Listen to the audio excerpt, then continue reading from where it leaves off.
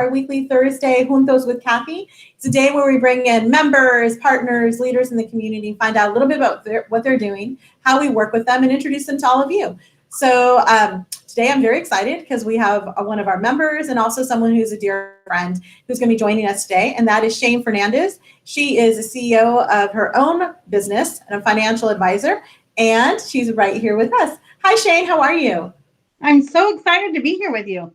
We're excited to have you. We're really excited. You're someone that has a lot of good information just overall and are involved in so many different things. So I'm going to hope that we can touch base on as many of them as possible with you. But before we do that, we're going to start at the beginning. So Shayne, by the way, everyone, I haven't been able to see my friend, in person for a bit. So this is our real live thing. So I just want to say, love your new hair. I love how it's spunky and confident and set, and so your new after COVID look. It's working. It's my old lady hair. Yeah, it's great. So Shayne, tell us, about your business, because you are a Latina-owned woman business owner. So you kind of hit every category, and you're very successful at it too. But tell us about your business. Yeah, so I run a financial planning firm locally, and I have a couple of employees, and we were really excited that we were able to remain steady, and actually business grew. We brought on quite a few clients during COVID. So we're really excited about that, excited that we're actually growing. We're in our 6th year now, and so things are going great. And one of the reasons why we started the business was we wanted to make sure that our community was afforded the same tools or access to the same tools and knowledge around financial planning that obviously we didn't really talk about when we were growing up.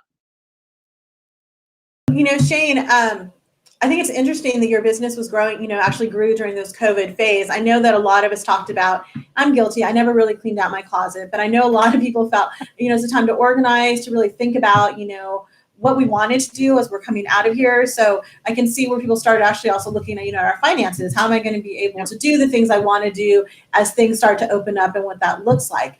Do you feel like that was, part of it, and it helped people maybe delve a little deeper into what they thought, dealing with finances was going to look like?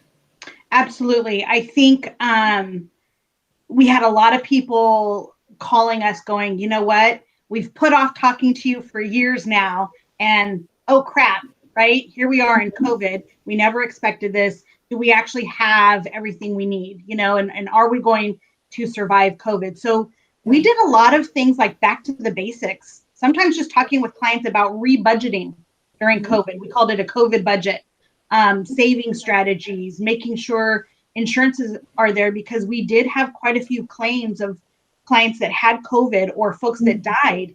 And that's the worst thing to do, is to have to pay out those claims to clients. But then again, also knowing that we set them up and set their businesses up so that their families didn't have to worry about the finances while they were going through grieving or anything like that. So yeah, we definitely saw a lot of new clients come on board. And for us as a business owner, I just doubled down, right? I probably reorganized my office in my backyard a few times, but I doubled down on the business because the impact was just exacerbated by COVID. It was like I had to get out there, Yeah. No, that's really good. So as a business owner, like you said, you're constantly thinking about, what you're doing, how you're going to grow, what you're going to do. But, during this time, in particular, businesses were dealing, with their business. I'm trying to stay open and what that looks like. And then I'm also trying to, as you said, take care of my family too, right? What does that look like? What I need to plan for them. It's always been in the back of my mind, but I haven't done it yet. For you, what's some advice you can give for, those people that are actually, you're holding both hats. You're the business owner and you're taking care of your family. How do those things, come, together, in a financial planning? For you, is that two separate plans when you're working with them, or do you, deal with them saying, okay, let's figure out what parts combine? What does that look like? Well, as business owners, we all know that if our own personal stuff isn't in order, our business is not going to be in order. You know what I mean? Yeah. So for me, it's like I I always have two plans. Like, here's my personal plan, here's the business budget. How do I marry the two? Right? Because for me, it's a family business. So I want to be able to leave this as a legacy for my kids. And so you have to have the two in order. So you start with your personal at all times and make sure that that's intact, and then you move into your business. I think what we have seen over so many years is folks jumping into business without having their personal finances in order. And then when something happens, you go, oh no, how am I supposed to continue with my employees? Or how do I even have interruption insurance and all these different things to keep your business afloat? Because you can't, sometimes if you don't have your personal finances done, you can't lean on that. And so I say, get the personal done at the same time that you're building your business plan so that you can have that to fall back on and lean on. So, Shayne, the other thing too is, these are all such important things to take care of. And, again, they're usually things that people come back and do that. And then sometimes people have just been, kind of busy doing everything. Is there ever a point where like, wow, it's too late? What for the people are like, it's just too late. Like I've never done this. I've waited too long. I've been in business for, so many years in family. Is it ever too late? Like, where can someone start if they haven't ever done this? No, I don't think at all it's ever too late. I think as soon as you're ready to peel off the Band-Aid, right? Or look under the hood of the car, just give us a call. Look under the hood, right? Rip that Band-Aid off. Because it starts with awareness and education. Growing up in our culture, we're Mexican-American family. We didn't talk about finances, right? This wasn't something that was afforded to us. And now that we're like, hey, we need to talk about this, right? Our community we're a powerhouse, especially the Latinas in Sacramento. And so once you peel off that Band-Aid and go, okay, maybe I don't have a lot of money to invest or put into my financial plan, but I got to start somewhere. Maybe it's paying down debt. Maybe it's putting away $10 and putting it somewhere that you're going to have compounding interest. So it's like using all these tools that just a little bit and baby steps at a time will get you somewhere. You know what I mean? But you have to just like jump in and go, what do I do? And we all know in our mind, like, oh, I think I need this much money for my bills, or I have this much money to spend on groceries, and everything's in our head. But when you actually put it down on a plan and analyze it, right? It's math. It's all algorithms. Then you see for truly what it is. And I do it myself. During COVID, I was like, I'm determined to save a certain amount of money. And once I wrote it down and realized what I was paying with Starbucks, what I was paying for, hair color, right? Yes. All these things. And if I cut back just a little bit, it can really compound and make a huge difference. So, Shayne, so the hair color was not, my husband agreed that we needed to keep that in the budget for many different reasons. Apparently I was not as good at trying to do it myself, but it's great. So it's never too late. And you're right. In Latino families, it's not often something we talk about. We might talk about, there's not enough, or, we're saving, or there's always, I always say, like, I always had what I needed. We might not have had everything we wanted, but we had what we needed. But how do you think in families, you should start bringing up this conversation? It sounds early too, like with your kids, because I think we've met other people at a certain point who obviously have grown up, hearing about this. And again, you talk about access and knowing information, but for our families, like, what's a good way, really to just start interjecting that type of language into, family life?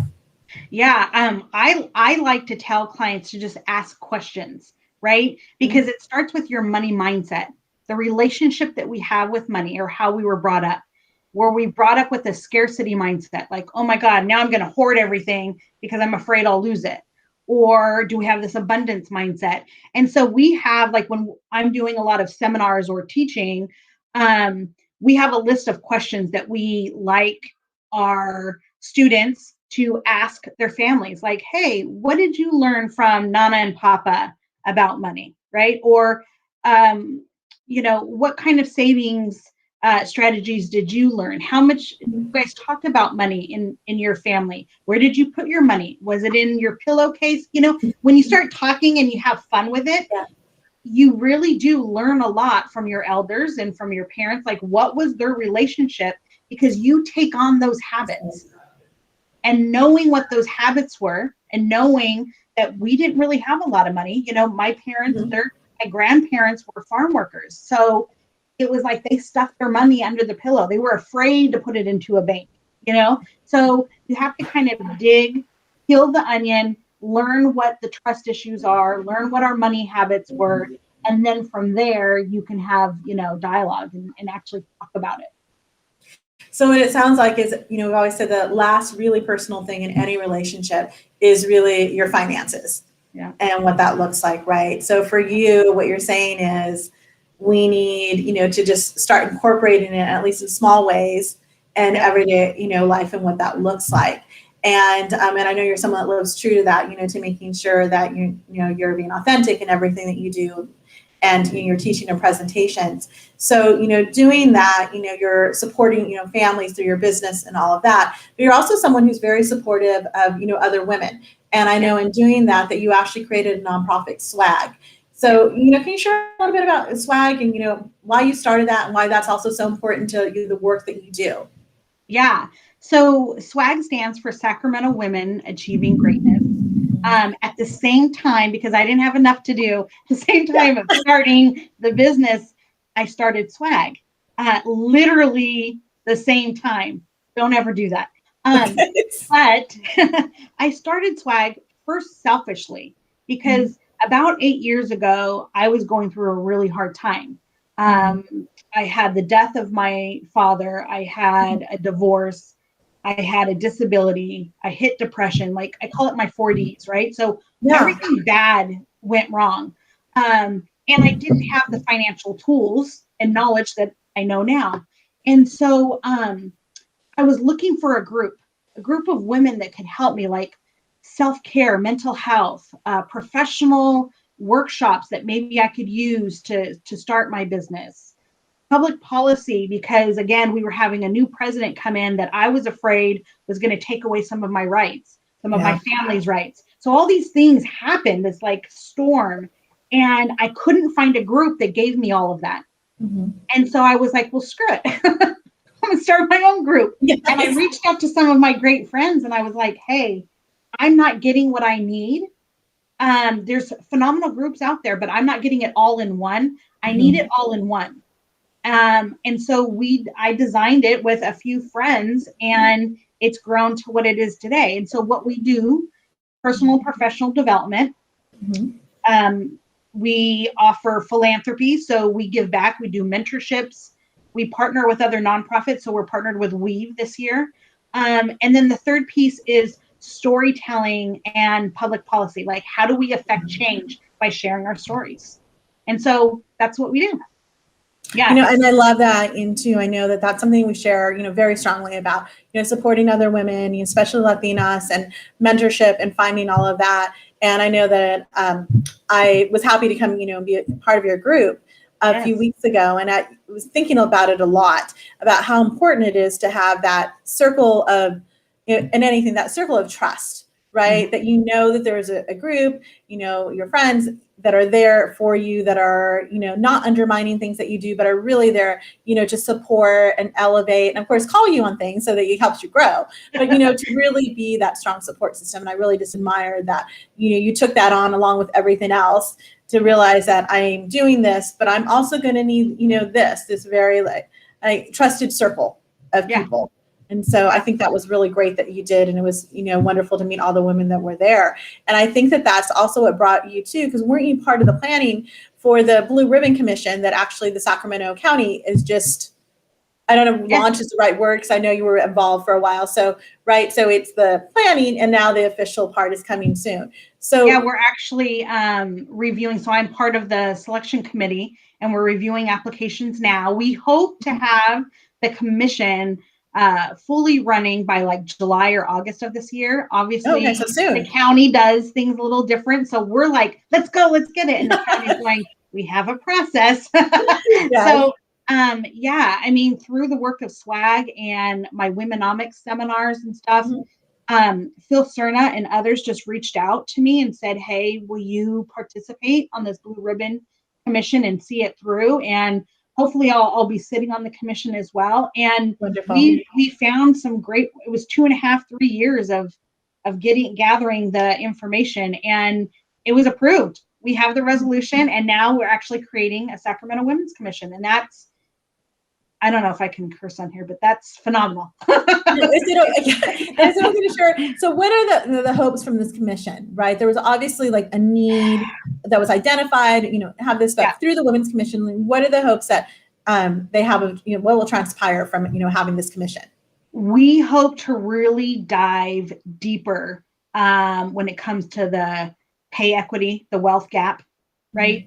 Healthcare issues for women, right?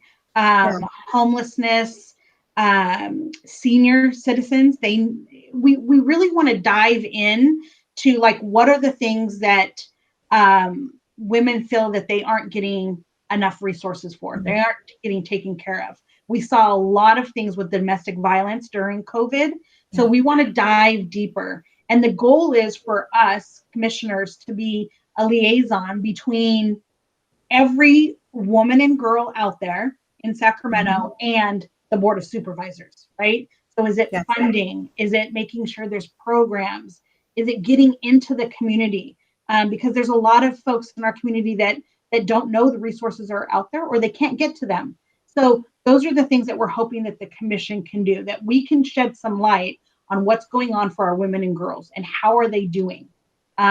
We want to talk about social and racial justice or injustice. So we have a lot of work to do. COVID this is a big topic. I know that if you're involved, that we're probably going to be able to solve all of them. Just with having me there. Hopefully. I mean, there's a lot of work to be done, and we have some phenomenal women, and we're really excited about all the applicants. We have some great community members coming out saying, hey, I want to participate. How can I do things? And then we have 3 youth commissioners that will be on the board as well. Wonderful. And so just so that we're all clear, and how many will end up being on the commission, Shayne? There will be 15. Okay. There will be 15 commissioners. Great. Well, I know we're looking forward, to seeing that happen and coming forth too. So, believe it or not, our time goes by quickly, and so it's almost funny an end, right? We have so much. But you know what? I do want to, everything you do, what I really appreciate about you, again, is, it's really personal to you. I know, like me, when you're dealing with your clients, you see families, like you're helping families grow. They're going to be taken care of. There's that part. You did swag for the same reason. You're taking care of, supporting other women, and even the Blue Commission, on a larger scale, like how do we have a voice in doing that? We also, you have, 2 children, but your daughter in particular, right? Yeah. I know, right? Because I saw it on social media, and I just admire her so much. She's a, budding entrepreneur, person herself, and really, I appreciate how much she knows herself already, right? We all saw that part of it. So for everyone out there, she's at, best. You're a mom, you have this young daughter. What is it that you would say, to parents out there, especially for their daughters? Like, what's the most important thing that you can teach them right now about, dealing with your finances and, the independence that brings? Because I know that that's what you're trying to instill in your own daughter. Yeah. Well, it was really exciting during COVID to actually finally open up Maya's bank account. So she tutors kids. She bakes. She does all this stuff. And I was trying to teach her, you can't just spend all the money that comes in, right? You have 4 areas. And so she has a little piggy bank, and I'll give them to our clients. One section says spend, so she can spend it on her own. One says donate, so she has to give to charity.